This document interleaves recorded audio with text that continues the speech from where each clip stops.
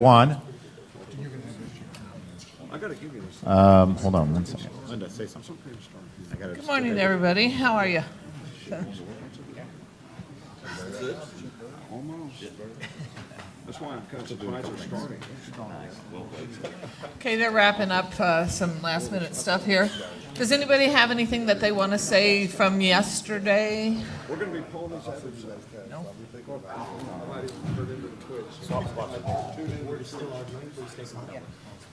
Take a moment while the board argues. Take a moment while the board argues. No. We've had some good passionate discussion up here this morning. Passionate, That's what is it's that all what we're about. calling it? Yeah. Thank you. And Jack Effel has something going on around town today, so he's going to have to leave. So thank you, Jack, What do you for. have that's more important than this? He's got more fun to go to. So. Jack, thank you. Jack Effel. Let's hear it for Jack. Jack Effel. Linda, it's the. We're applauding Jack that you're Effel. leaving. The Jack Effel. Right. You know, I think that the TDA gets hammered quite a bit, but I'll tell you, the people up here put in a lot of time. For the first 8 years, we didn't have any sponsorship money, and you know, Dave and Jan and Matt and I kind of footed all the bills for that. So it's nice to have sponsorship money now. You know, and we should definitely, please make sure you visit the sponsors out there before you leave today. There's some great products. Yeah, and thank them for their sponsorship. That's why we can have this thing with no charge at all. So, okay, are we? No, we're not there yet. Linda, Yes. Alan Kessler heard that Daniel was here yesterday, so I invited him to come to about an hour. Great. You know, I don't mind addressing, you know, the thing about Daniel yesterday. You know, I think we all share his passion. You know, I think he was preaching to the choir. The thing that bothers me is that I have told him several times, he keeps insisting that all these things are automatic penalties when they're not. And he's, you know, getting people inflamed thinking that, you know, the tournament directors want to give out penalties, which we know. I bet half of you haven't given 10 penalties all year, you know, more than half of you probably. That's not what we're here for. And these, you know, a lot of times you hear somebody say, oh, well, it's a TDA rule, when it's not. And I've addressed that with him. I said, I wish you would stop saying this. You know, on TV, on Poker After Dark, I hear, oh, the damn TDA, they have the show one, show both rule. These things were never TDA rules. And even after pointing them out, there's never any correction to it. And so, you know, I think, you know, it just really gets me upset that we are accused of things that we're not doing. And I hope that those of you, I don't think anybody here thinks the things he was talking about are automatic penalties. There certainly are not. I think that we all believe that we're here to provide the customer service. I see the passion in you guys. I see you getting up at 7, 8 in the morning. For me, you know, this is the time I go to bed normally, and so I'm really, but I mean, we have a job to do, and we have to do it for what's the best of the industry, I think. Those are just my thoughts, you know. I enjoyed having players here yesterday, and I thought that, you know, the players presented their viewpoints well and were respectful, and we certainly always welcome that kind of player input as far as I'm concerned.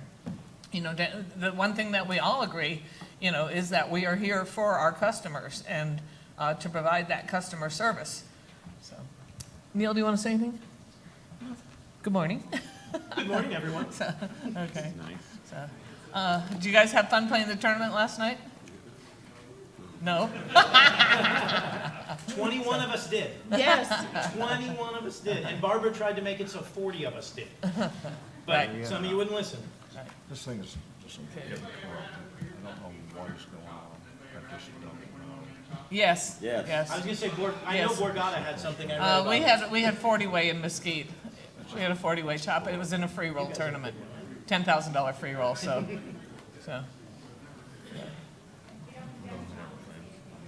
The New Jersey does not allow chops. Right. Well, now I need that. Yeah, we got some tweets today saying, why don't you address chops? And, you know, and the reason, you know, legal reasons, like the WSOP, their legal team won't sanction chops. And, you know, so we can't, you know, make rules that we can't enforce, in my opinion. We're almost there. Which one is it? Oh, thank you. Thanks, Rob. That was quick. Full draft live, yeah. Everybody, this is Rob V, and he's been responsible for the streaming, so. Yeah. Personally, I don't know the difference between Twitch and twerk and all that other stuff, but, you know, and now there's Upscope or Periscope or, you know. Then don't invite Linda dancing. No, I think it's all marvelous. I mean, trust me, you know, I wish I wasn't a dinosaur. I think it's great. We start on 44. Looks like we're about ready to start. And this is Lonnie. He's been doing our AV. We haven't Yeah. given Lonnie any recognition. So now where am I at? Oh, that's one thing when we were talking about you where we were going to have the event, and somebody, you know, I mentioned the fact that AV is at least $5,000 a day, and I immediately got hammered saying, oh, that's wrong. It can't possibly be. Well, it is wrong because it's like this package, AV package, is $18,000 for 2 days, and it's being donated by ARIA. Alan Kessler's going to come and address that today. Yeah. So ARIA is, they've been amazing with, you know, I'm sure some of you guys put on conferences and you know that a bottle of water is $4, you know, because the card room gets charged retail. Package. One more time.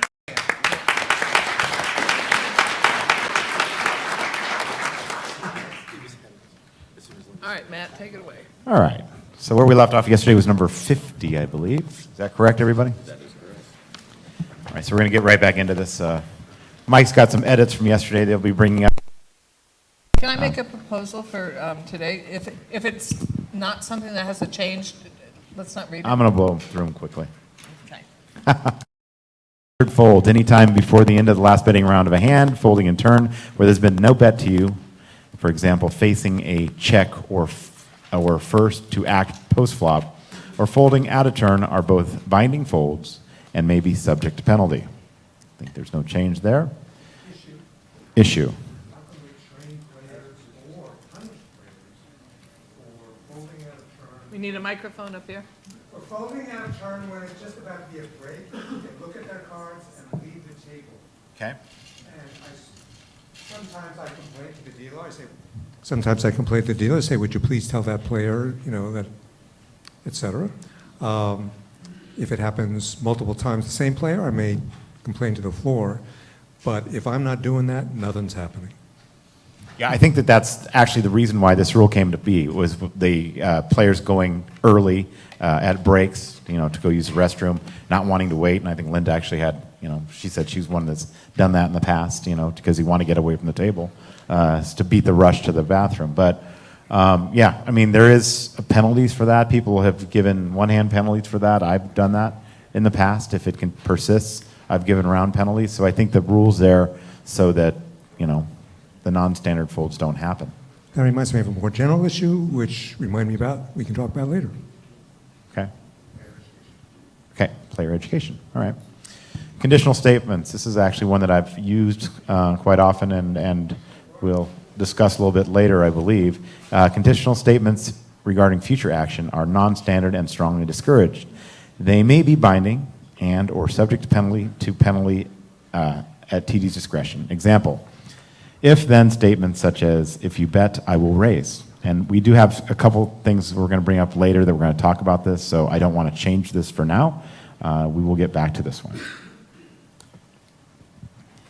Count of opponent's chip stack. We've added some verbiage to this, and it is players that are entitled to a reasonable estimation of opponent's chip stacks. A player may only request a more precise count if the action is on him and he faces an all-in bet.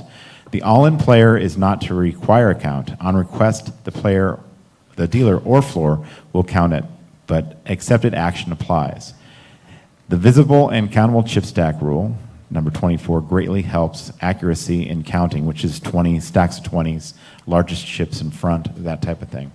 So to discuss, are there other situations where a player may ask for a precise count if facing less than an all-in bet? And, you know, one of the situations, is this later, Mike, where we'll get into the player that the action's not on them Is that later or is this here? He's thinking.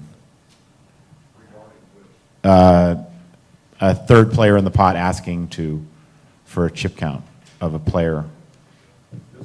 This is it. All right. So this is it. So one of the things we talked about was if the actions on Linda and I'm still to act, can Johnny ask to see what her chip count is? And we believe no. Okay. That you cannot ask an opponent's chip count unless the action is on you. Okay. And also, they're entitled to a reasonable amount, not an exact count, unless they're facing an all-in bet. Everybody clear with that? Any issues with that?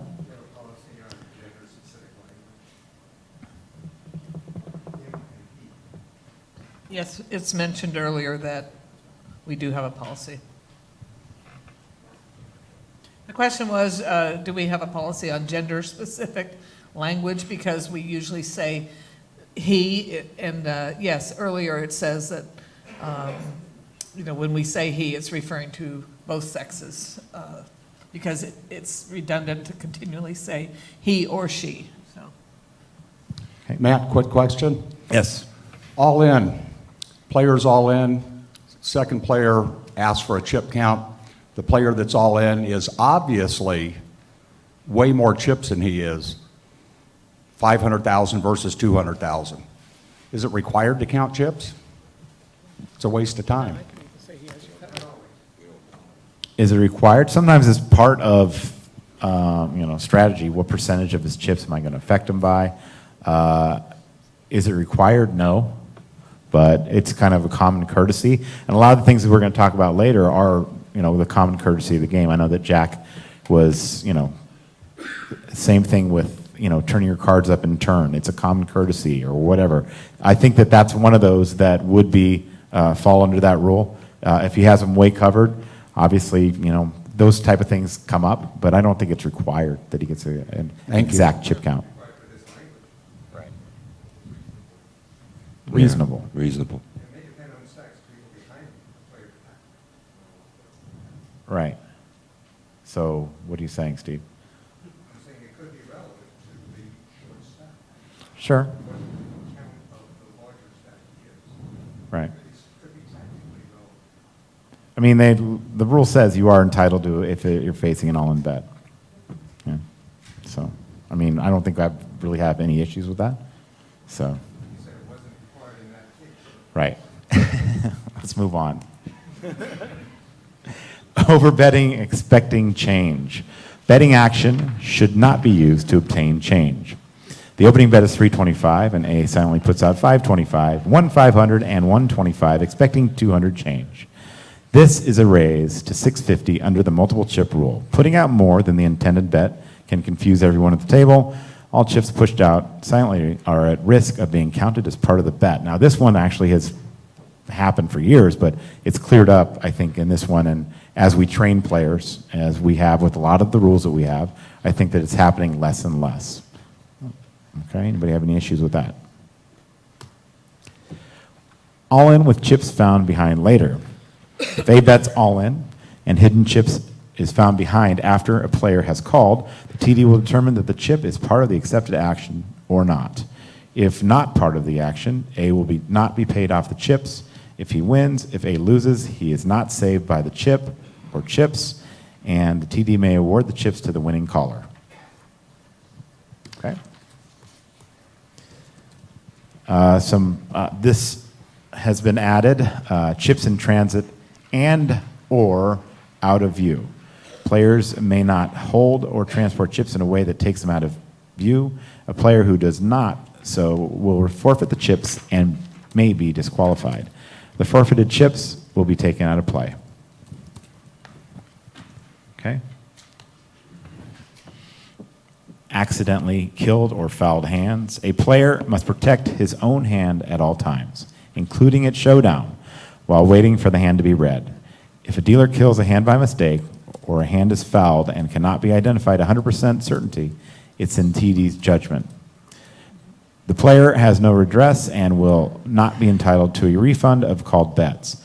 If the player initiated a bet or raise and has not been called, the uncalled amount will be returned to him. If the hand is fouled and cannot be identified, the hand remains in play despite any cards being exposed in the process. Mike, you want to talk a little bit about that, or is that any clarification? Kind of mid-swallow. Hey, we haven't had breakfast, you don't get to either.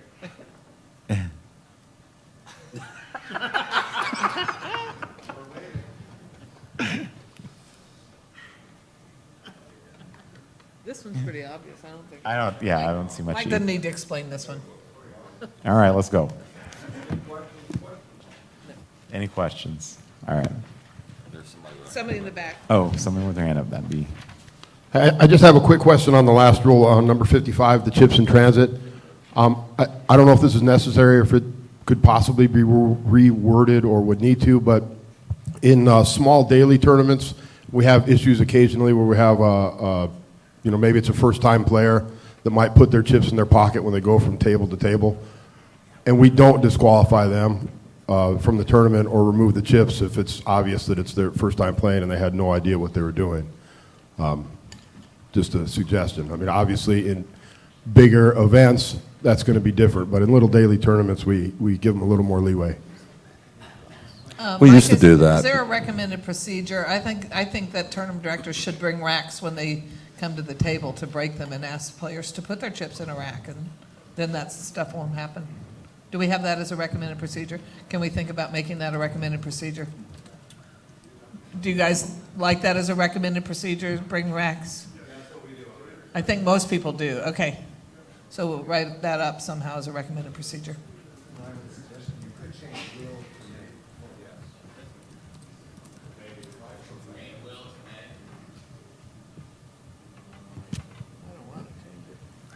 I don't think so. I don't want to change it. Anybody that puts chips in their pocket, we throw out of the tournament. Just plain and simple. We don't know if there still are chips in their pockets, and we've had some issues in the past, and I mean, I would assume we don't take any chances anymore. I assume when you come to break a table that you're telling players you must keep your chips in plain view, and now if you hand them a rack, I mean, I don't want to change it to May because I really think. Can I give you guys an example of where May for us applies? Would be on a re-entry, and I know exactly how many chips they have. They just happen to re-enter at a break. In that case, I'm letting that guy.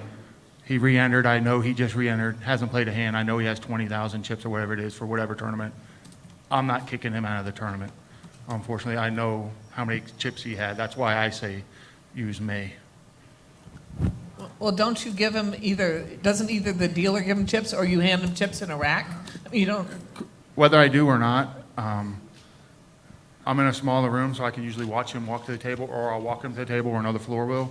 But if he took those chips and put them in his pocket and went to the bathroom, and he comes back, I know how many chips he had. I mean, in that specific scenario, I'm not kicking him out. I'm going to tell him don't do it in the future, but I don't see from a customer service aspect. Well, I think a better way to do it would be to have the chips at the table, and when they sit down, the dealer gives them the chips on a re-entry.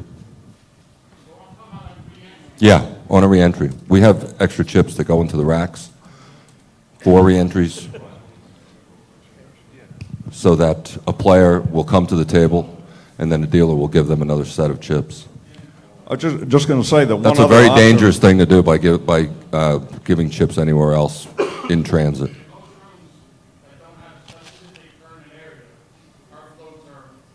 We don't need them. You can use racks too. We put them on tops of Yeah, I'm racks. just curious, if you're giving him 20,000 chips, why you wouldn't give him a rack? Why wouldn't you give him the chips in a rack? I'm just curious. I could give him 4 chips at that point. It depends where he is in the tournament for the blinds and everything. But the change will be at the table. Our room, we have half games, we have about the tournament. So do we, though. You can have that same thing. There's going to be a float on top. It's going to be locked up. Can you pull up slide 55 again? Rule 55. Just for reference point, each time we have events, that's one of the announcements we make at the beginning of the event. We make sure players are well aware that if we break your table and move you from one table to the next, please do not put chips in your pocket or take chips off the gaming floor. If you do so, the chips could be removed from play and you could be disqualified from the tournament. We tell people every single tournament we start, we use that language to make sure they know that that is a pretty serious thing they're going through. So, Even using your own language, John, you just said could. no. So you're not saying it will. Sorry, will. We just had a problem, it was just happened a couple weeks ago in a $40 tournament. We do everything we can to make sure that all the players are informed of what the rules are, but, one guy not paying attention, doesn't really know what's going on. He hardly had any chips to begin with. He didn't even have, just a couple thousand, and just wasn't paying attention, walked to the bathroom and came back. But we didn't throw him out of the tournament.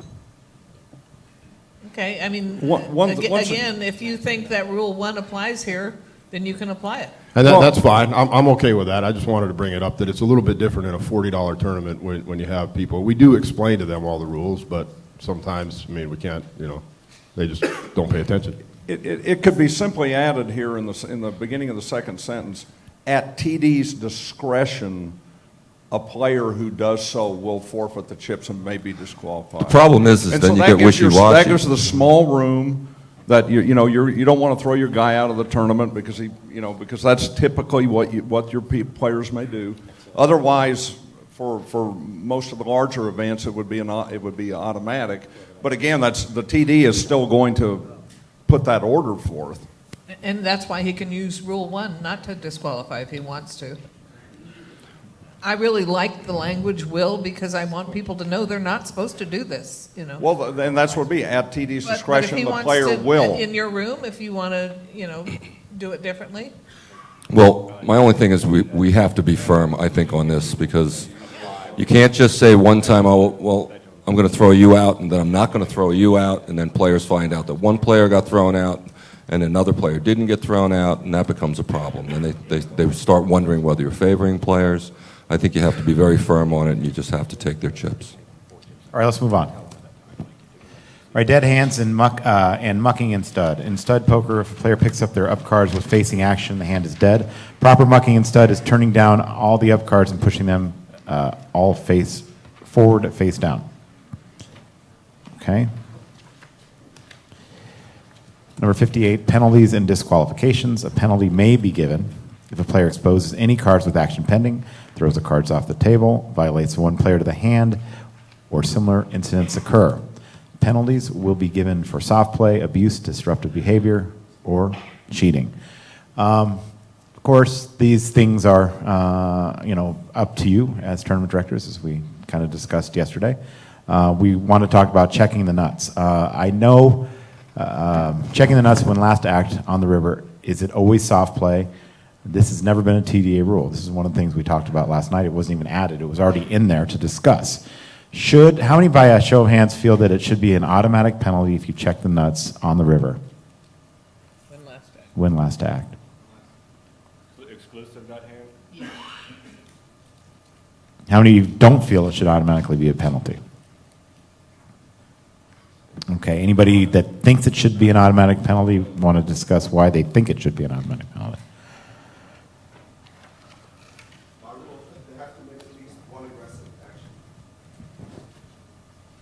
Okay. All right. Yeah, Kevin here from the Gardens Casino. You're the last act. You have the nuts. You obviously have nothing to lose by betting at this point.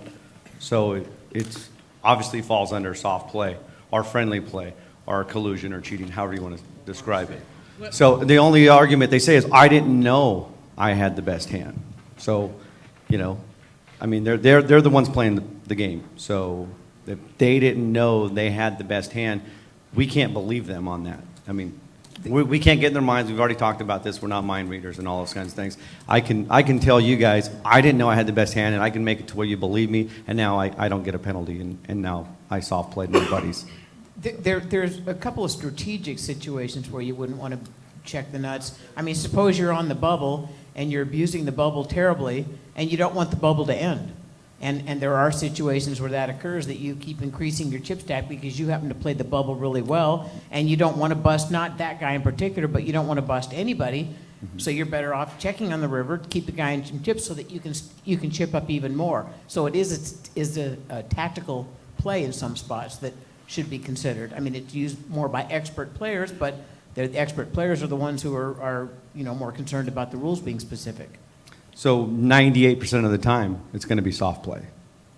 Or, Most of the time when it happens, it is an error on the player or it is soft play. And if it appears to be soft play, then it's collusion and it would fall under the will get a penalty. Right.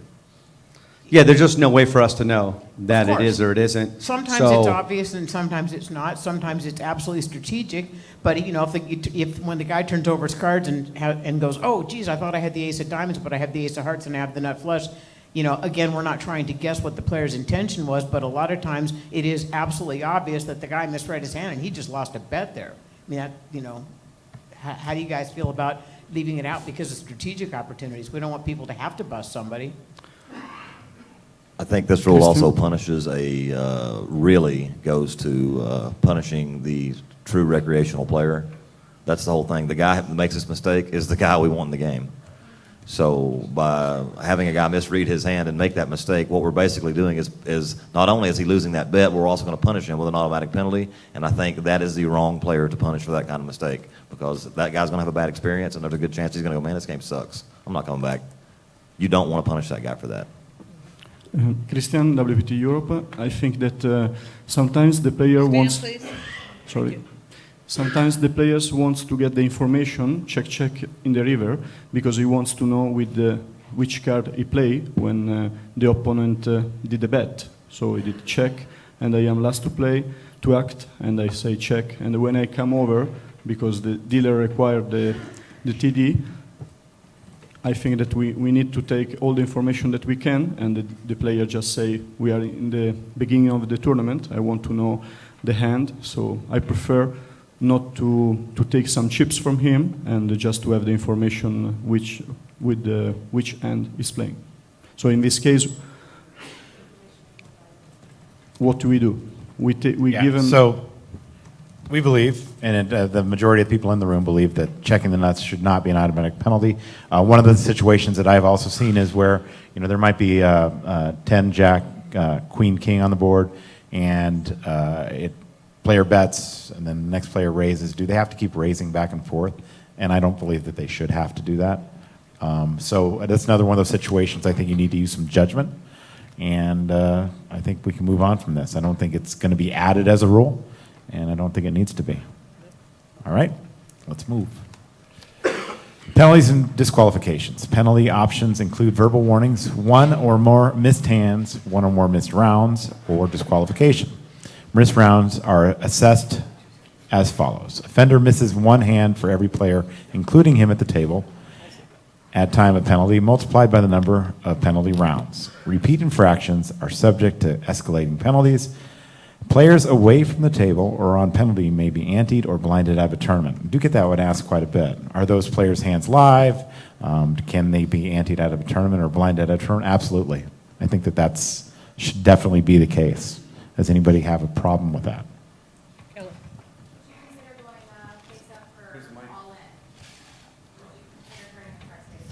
Okay, the question is, would we consider turning cards face up when they're all in?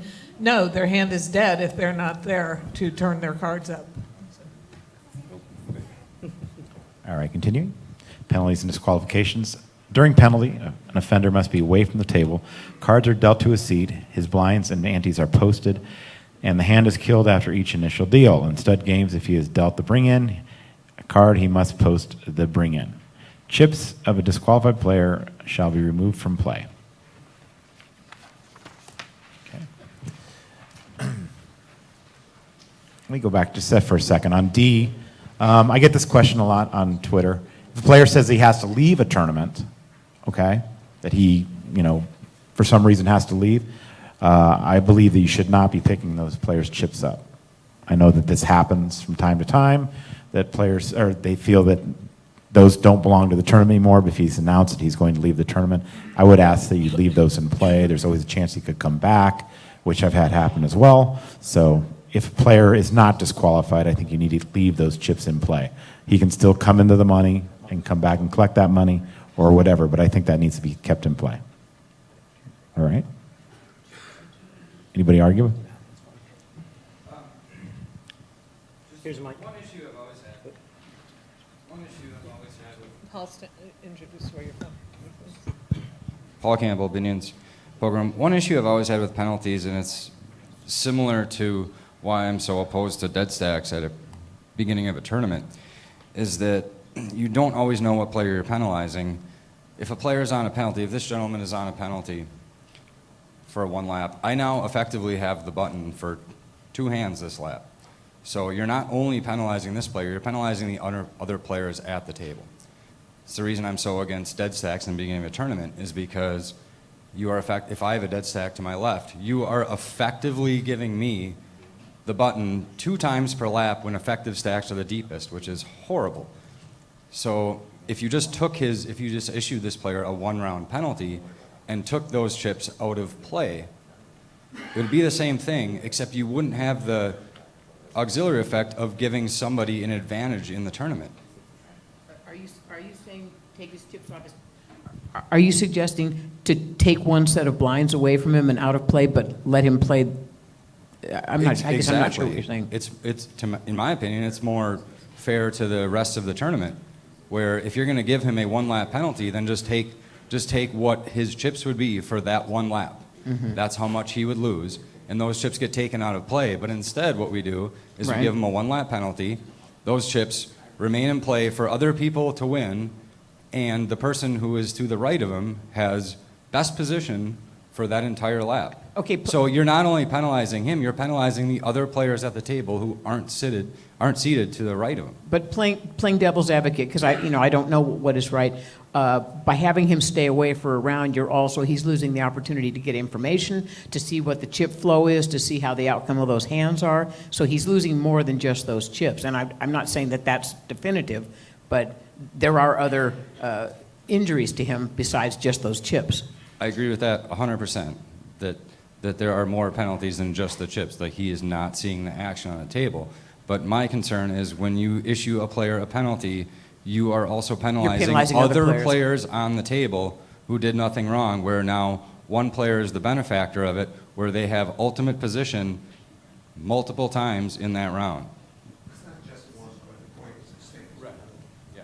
Which is my biggest... I'm like completely against dead stacks in a tournament for that reason. Yeah.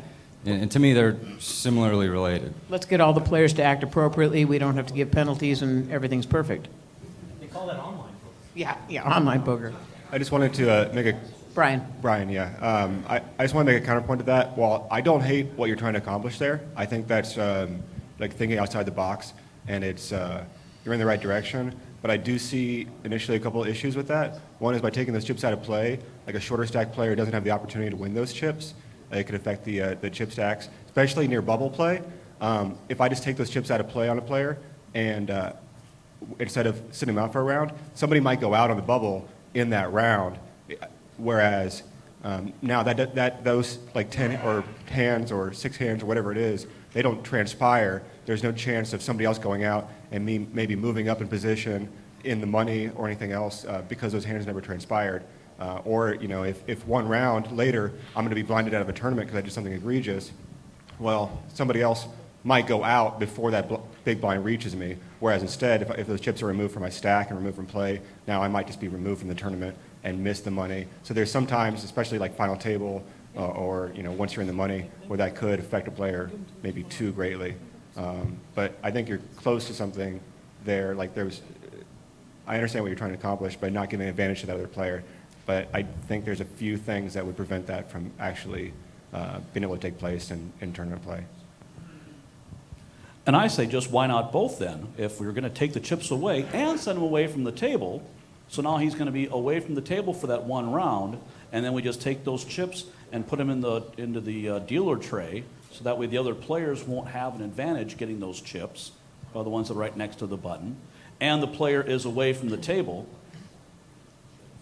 Now you're going into Yeah. something, an area that we're not going to get into, just because, I mean, you could be taking a break on, having a cigarette break, and now players' chips are getting lined up. You want to do the same thing for them too? I mean, it's got to be this consistent, in my opinion. A solution to the problem of, a possible solution, I'm not advocating this, but it's a possibility, is to ante and blind off the player, but don't deal the player in.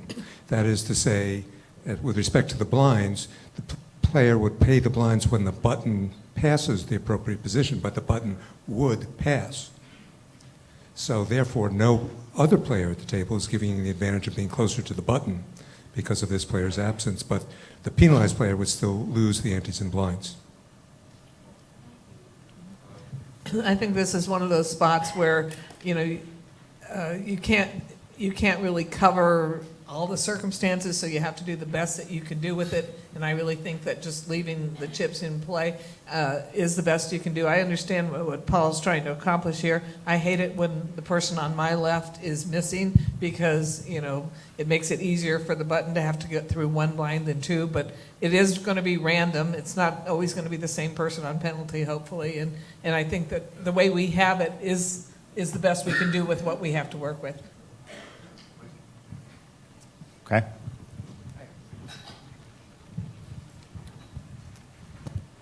Hello, good morning. DC from Brazilian Series of Poker. Just want to have a quick question to you. How do you feel about something? On 58B, it's written that players away from the table on penalty may be ended or blinded out of a tournament. Sometimes a player may get a penalty for a very small infraction of a very small thing that he did. For example, he had a very loud celebration. And it's a quick tournament or it's a turbo. And if he's short stacked, we are basically eliminating him from the competition. So what we've been talking about, and some tournament directors I've been doing in Brazil, is that let's say he's serving an 8-hand penalty. On hand 6, he's all in on the blinds. We'll let him come back, had the chance of not being disqualified of the tournament because he only celebrated too loud. And then if he wins that hand, he's back away for the other 2 hands of the penalty. How do you feel about that? Why don't you just not penalize him in the first place if you don't think it's that serious? Sorry? Why wouldn't you just not penalize him in the first place if you didn't think it was that serious? No, it was just give him a serious warning. enough for him to be away from the table and losing blinds for 6 hands, but I don't think he's automatically disqualified from the tournament. Well, if you thought it was serious enough, then it was.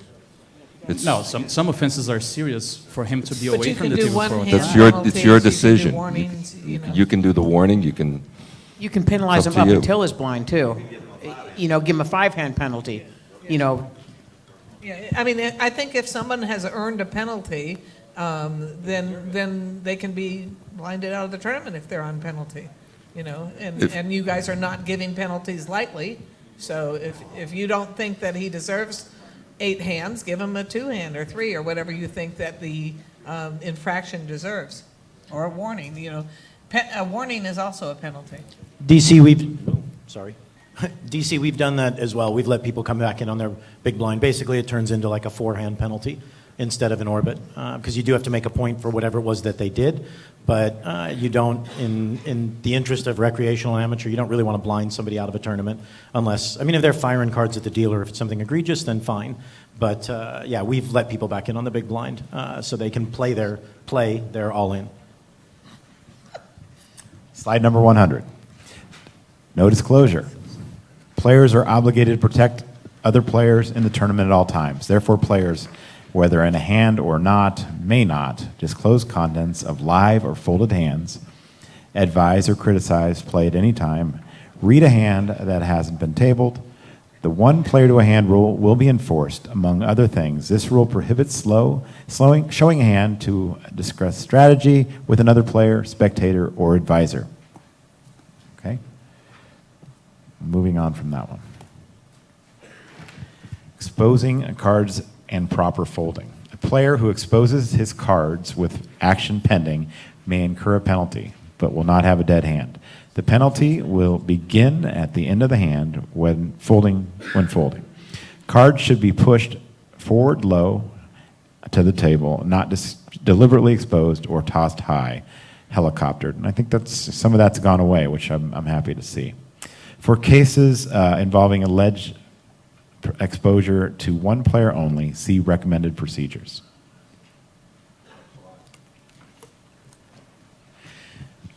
Alleged exposure of a card to just one active player, how to handle. The example of Kognov and Barasova at EPT Vienna, how to handle on the deal or substantial action, how to handle after substantial action. Should prior better have some protection as he acted without knowledge of revealed cards? Neil, do you want to take this one? Yeah, this was, I don't know if they'll show the video later on today because we've got some videos of unfortunate circumstances captured by YouTube. This was a hand where basically Ole Shemian had raised. It got around to Tatiana on the button. For some reason, it was thought that there might be a misdeal. She flashed ace-king to Igor Kurganov and started to muck, and everybody's like, no, it's not a misdeal. So she pulled him back, and Igor says, well, look, I've seen it. She's got ace-king. We believe the ruling should be, because we chat about this, and my TDs, our TDs on PokerStars, they agree as well. The ruling should have basically been, come over to the table, say, everybody, Igor says Tatiana has ace-king. Deal.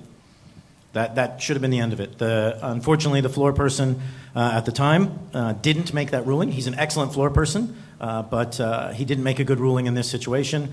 He allowed the action to back up. He showed her cards to everybody. It was, I believe it's a perfect example, and we use it as a training example of for those 2% of decisions that are squirrely, that you just get there and you get that weird feeling of, okay, this is a little odd, call for help.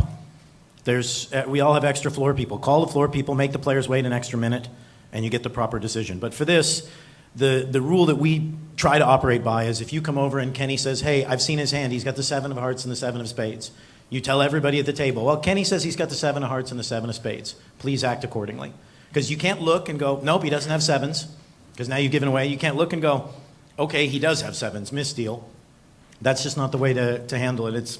It's unfortunate, but it could be a great angle by somebody to play. And so we've set for that rule that we just basically tell the table, Kenny supposedly has the king of hearts. Flop comes 10, jack, queen of hearts, you might want to be careful. But that's the way we're handling that incident. If somebody says, hey, I've seen Kelly's hand, she has a queen. Okay. The proposed language is on the next slide. Matt, I just have a quick question. On 59, the no disclosure rule, I know it talks about read a hand that hasn't been tabled, but a lot of times players get criticized for reading a hand that has been tabled and is misread by the dealer, especially in Omaha or split pot games. Is there any way we could address that in a rule somewhere? We already have. We have a rule in there that says that players are encouraged to speak up if they see that the pot is going to be awarded to the wrong Okay, person. I think I missed that then. Yeah. Thanks. I just have a question/comment about 60, about exposing cards. Player exposes cards with action pending may incur a penalty. Generally speaking, if it's accidental because they thought the action was complete, then I'm just going to issue a warning. Don't do it. But there have been situations, especially in big tournaments, when it is getting close to the money or whatever, where a player will ask me, am I allowed to expose my cards? And I say, no, you are not allowed to expose your cards. And if you willfully do so, you're going to be issued a penalty. And they ask what the penalty is, and I will generally tell them it's going to be a lap penalty if you're willfully doing it. And they still deem it worthy of exposing their cards. And it's not a collusionary method. They just deem it strategically correct that that pot is so important and their read is so important that exposing their cards is worth a one lap penalty. Is that okay? That happened. Toby Stone's one of our 2 European tournament directors. He got called to the table. The guy said, I want to show my hand. What happens? Toby says, it's an orbit. If you expose, this is a big pot, it's the river. He said, so if I expose, it's only an orbit. And Toby said, well, you've asked me, so if you do it now, it's 3. and that kind of stopped him, and he was like, and then he probably redid his math and was like, well, 3 orbits isn't worth the pot, and he didn't show his hand. But if somebody asks you what the rule is and then intentionally breaks it, I think then you can swing the hammer. That's. Well, that's going to be another issue that I like. Is it that bad? If it's not collusion, is it that bad to expose your hand in a tournament? I'm not giving a penalty if it doesn't affect action, but if it affects action, I'm giving a penalty every time. And affecting action for that player or for other players in the pot, I think that's that important that you've, affected somebody else's outcome in the tournament potentially, then I'm going to give the penalty. So. If it doesn't affect action, I'm not giving a penalty. Would you tell them what the penalty is going to be and give them the choice whether they want to accept the penalty or Yeah. violate the rule? Yeah. I've done that too. Mine was 2 rounds, but. Barbara, you asked about, that's Rule 12, any player in the hand or not should speak up if he thinks a mistake is being made in the reading of hands. Working in conjunction with Barbara's earlier comment for 59, I think it would be amazing to hear the board's opinion on specific rulings.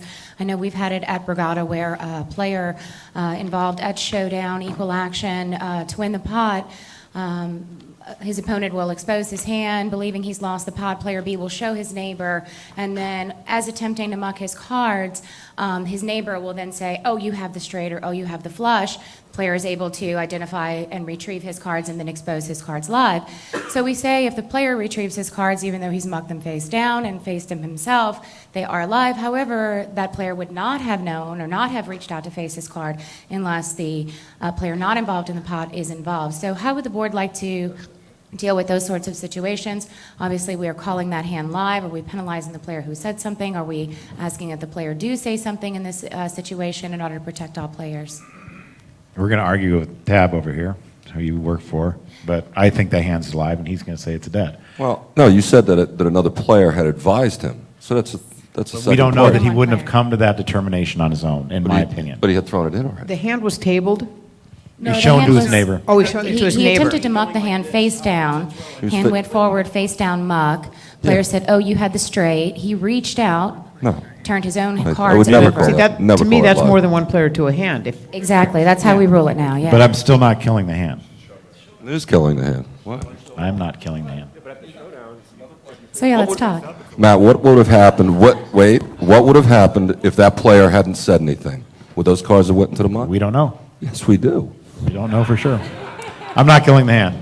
It's the best hand on a called pot that's retrievable, identifiable. I'm not killing the hand. You can do what you want to do. I'm not killing it. Yeah. I may give a penalty to the guy that advised him, yes. That I might do. But I'm not killing that player's hand. Yeah. We make every attempt not to kill hands, just like Johnny just said. So I'm not killing that hand. It's the But best that hand. player did not know that what he had. He called. Those cards were down and going towards the muck. How? No, they were down. They were down. Face down, face down. Face down. Face down. He could have realized on his own. Yes. But he didn't. Somebody told him. That's different. And somebody was also able to tell him because of his action of exposing his cards to his neighbor. So we have a player that has exposed his cards to his neighbor. So why not every time you're going to fold, go ahead and show both of your neighbors in hopes that somebody's going to tell you you actually have the winning hand. Right.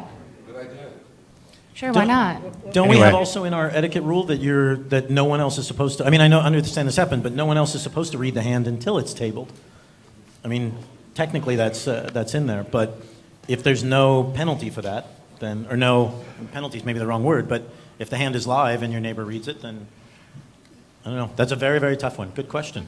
Something for just for you guys to think about and maybe talk to your staffs about is it's fairly common for a player to show the player next to him their cards and then muck it after the hand's over. I don't think it should be up to the players to say, hey, can we all see that because somebody else has seen it? I think a dealer should probably grab it, kill the hand, and expose the hand so everybody else can see it. If you've shown one, the whole table should be able to see it. Just some food for thought for discussions with your floor people, because I think that happens quite a bit. But also, what if they show the hand on the turn because the player, and then muck it, we're going to hold that card aside until the hand is over? I think it should be, but that's just my personal opinion. But the majority of the time this happens, Jan, 90% is after the hand is complete. good dealers should be, well, good dealers should be, even if it's pre-flop, it happens more in local cash games where you play with people all the time and they're like, look, Jan, I got a deuce again. And they keep tossing it away. But the rule is show one, show all. And you're giving a ton of information to Jan that I'll fold ace deuce, I'll fold king deuce, I'll fold queen deuce, whether it's suited, whether it's not. And that it stops it if the dealer starts holding your cards off to the side and then showing them on the river to everybody. Maybe it's not best and maybe it embarrasses a few people, but it is supposed to be show one, show all. So we train our dealers to hold it and to show it at the end. Whether they all do or not is not, but that's the training that we put out, is if somebody's shown any cards to anybody, you hold them to the river and you show them to the whole table. And Neil, I think that really comes back down to you guys. And I know when something's important, whether it be first card off the deck or this or that, you guys bang into your dealers what you really want them to focus on. My suggestion is just that you really hammer them. That's a big deal because I see somebody that exposes their hand accidentally, not to affect somebody's play, but an all-in, and somebody turns it over and the guy has one chip left or something. I see him get a round penalty instead of a warning on that. Something like this, I think the dealer should be really rehearsed that, hey, listen, when they show somebody, start showing them. And like you say, that will stop it pretty fast. I have a question for you on that. If a player shows his neighbor his cards, and then we ask the dealer to turn it up like you're saying, what if they turn it up and that hand is the winner? Well, as I stated, I think the dealer should muck the hand, kill the hand, and then turn it over. But in a tournament, doesn't that hand have to be live if it has never been mucked? It can't be tapped to the muck and killed. If it's the winner, it's live, right? Those are the guys to ask. I think once the dealer touches a muck with it, they're dead. Then we have a scenario where chips are going to a spot where they shouldn't have gone because that hand was never technically dead. It was shown. Sorry, I was typing into Twitch. I didn't hear the beginning of his. Can you say it again, please? Yeah, his scenario where he was saying that if I show my neighbor my cards and then muck on the river at showdown, and then everyone has the right to see, so the dealer is going to automatically turn them up in this hypothetical scenario, that hand ends up being the winning hand. Then what do we do in that scenario? They should be killing them. I mean, effectively, it's that was you my folded scenario. and they're coming in. And as I mentioned yesterday, we have a stricter wording. I think it was yesterday. It might have been at the board. But the PS Live rules have a stricter wording for a fold, and which is if your cards touch my board, my burn, my muck, anything, then it's dead, whether if they're pitched in face down by you or pulled in by the dealer. So, but in this scenario, they haven't. The dealers grabbed them because they were if shown he shows, to another if he player. shows them and brings them in, then the dealer should touch them to the muck and flip them over. So touching them to the muck is it's a for- magic muck. They're dead. Exactly. For us, that's now a dead hand. In that scenario. As well as but should again, that's proper dealer training and all that. And it goes to rule 1 as well. If it's an obvious fold and everybody at the table is like, yeah, he folded, the dealer just flipped him over. Unfortunately, you passed your cards forward. Maybe the dealer didn't follow procedure and didn't do 2 taps to the muck. I'm probably still ruling that it's a folded hand. Ultimately, it's as Jan said. I would love, the players would never agree, which kind of boggles my mind because it's how all online poker works. I wish at Showdown we just turned them all over. It'll never get through. It would never be agreed to, but all of this stuff that we have to talk about would go away if we just turned everybody's hands over at Showdown. But that's not what happens. So in this, you use rule 1, but I think it's a dead hand and the dealer should kill it and show it to everybody. I'm definitely not a magic muck guy, but when the dealer taps the muck, shouldn't that just be a signification that the hand is going to be dead and not literally if they do it, it's dead, and if they don't do it, it's live? It should just be a signification that I'm going to be killing the hand. So I'm definitely not a believer that if the dealer forgets to do that, that should be a live hand. If the player forgot, if the player is clearly intending to fold and the dealer forgot to tap the muck, that should not be the deciding factor whether that hand is live or dead. Rule 1 is really encompassing a lot here, Okay, number 61, ethical play. Yeah, it's language. It's going to go in. Poker is an individual game. Soft play will result in penalties, which may include chip forfeiture and or disqualification. Chip dumping and other forms of collusion will result in disqualification. We're good with that?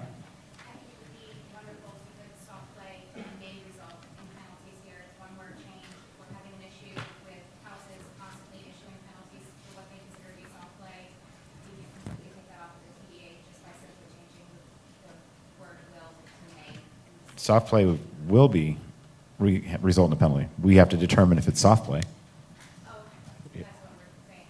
Right. If we determine it's soft play, then it's going to get a penalty. Okay.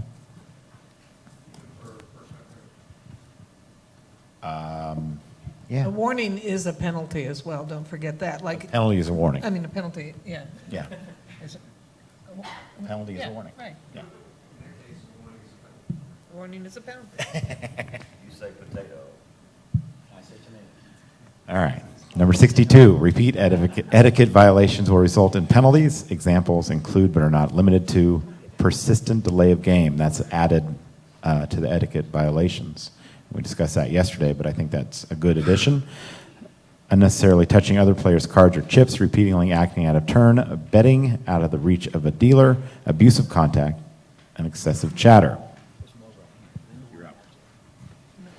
And that is 62. So we've made it through that. One thing that somebody asked me to bring up here, and I agree with them totally, is sometimes players, like say Jan's not there and I'm next to her, you know, and I'm folding my hand, and so they're going to help out by folding her hand. They're not allowed to look at that hand, and I'm sure everybody understands why, that they're getting information. So make sure that nobody's looking at hands that are folded. Okay. For those of you following along and those of you asking on Twitch, we are on page 105, number 62. Etiquette violations. Repeat etiquette violations will result in penalties. Examples include, but are not limited to. You're the next one. All right, then. Thanks for listening. Yeah, thanks for listening. Thanks, Linda. Bad information. All right. 106, sorry, page 106. Discuss, when do incorrect bets stand? Example, and this is one you're probably going to need to read slowly and think about, so we'll give you a minute. No limit hold'em, 500, 1,000 blind. Post flop, A bets open for $3,000. B raises to $5,000, which is a $1,000 under raise. Action follows. At what point does the erroneous bet stand, and when is it backed up and corrected? Is it locked in by substantial action? Do we correct it any time before the next card, any time on the current street? If it's locked in by substantial action, is the underraised part of substantial action or a substantial action afterwards that binds it? Does the incorrect bet count as substantial action, or is it only that which follows it? Wow, nobody has an opinion? That has never happened. I imagine. Yeah, I got an opinion. Hey, guys. In the back. In the back. I've had this situation a couple times, pretty close to this exact scenario. What we do is we don't count the 5,000 as part of the significant action, 2 actions behind it. We would lock in the 5K. The increment would be the original 3K, so the next min raise would be to 8,000. No. Okay? No. If the bet is 3,000 and the incorrect under raise of 5,000, which is a $2,000 increment, all right? So what's the original rate? 2 actions after that would lock in the 5K, but the increment would stay at 3,000. So if, once we lock in the bet, That's next correct. player wants the min Once the raise. bet is locked in, the increment would be 3. Still, it would stay at 3, exactly. That's how we do it. Except in France, this is not an underraise. This is post-flop. This is Post-flop. The guys read the post-flop. These aren't blinds. This is a bet. It's not a blind of 1,000. It's a bet of 1,000. Oh, so 500, 1,000 is just a red herring there. No, the blinds are 5 and 1,000. After the flop, the first person is betting 3K. The next person puts in 5K. Nobody stops it. 2 people have acted, by fold and call. Let's say fold and call. Now we're locking in that 5,000 bet. We're not going to go back up and say, hey, you got to put in another 1,000 because we've had substantial action. And then my other point was that we would keep the increment at 3,000, which was the original bet. Subsequent bets have to be made correct. Yep. You can't now make the correct bet less because there's already been you couldn't an you could make it incorrect 7,000, right? Because of the increment of Right. 2. So anyway, that's how we handle it. So So we're all okay with? Brian, you want to I'm say sorry, something? Brian? Oh, I have had this happen in the past, and how I've handled it is that the undercall will be corrected up until the next tree's delivered, or until I've had a raise on the under raise. So even if I had 4 players call 5K, I'm still going to make them put in 6K because that's the correct amount. But if somebody raises the 5K, let's say they make it 10K, at that point there's significant action and there's been a raise on top of it. I'm not going to make them go back and put more in because they're going to face a raise at that point. That's how I've handled it in the past. I don't know if that's right or wrong, but just significant action alone, I'm still going to correct it to what it should have been. I'm going to make the pot right unless the next street's been put out or unless there's been a raise on the incorrect amount. That's I what agree. saying. Yeah, I mean, I think most of us agree that it's going to be by substantial action that the bet has been accepted and then corrected if there is a subsequent bet on that street, and remind players that the bet has to be in the proper limits. But, you know, obviously if the next player to act says, wait, that's not a legal raise, that stops everything. But when players accept the action, it's gonna stand. Are we good with that? All right, incorrect initial bet. Sorry? This is the proposed language on the incorrect bet scenario.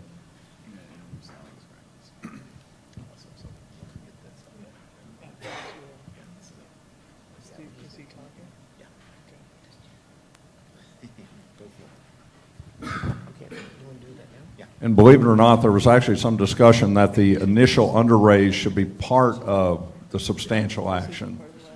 So the language clears up that this would be substantial action after the misbet. Okay. Okay, at this point, we're just going to take, like, not a break. I wanted to introduce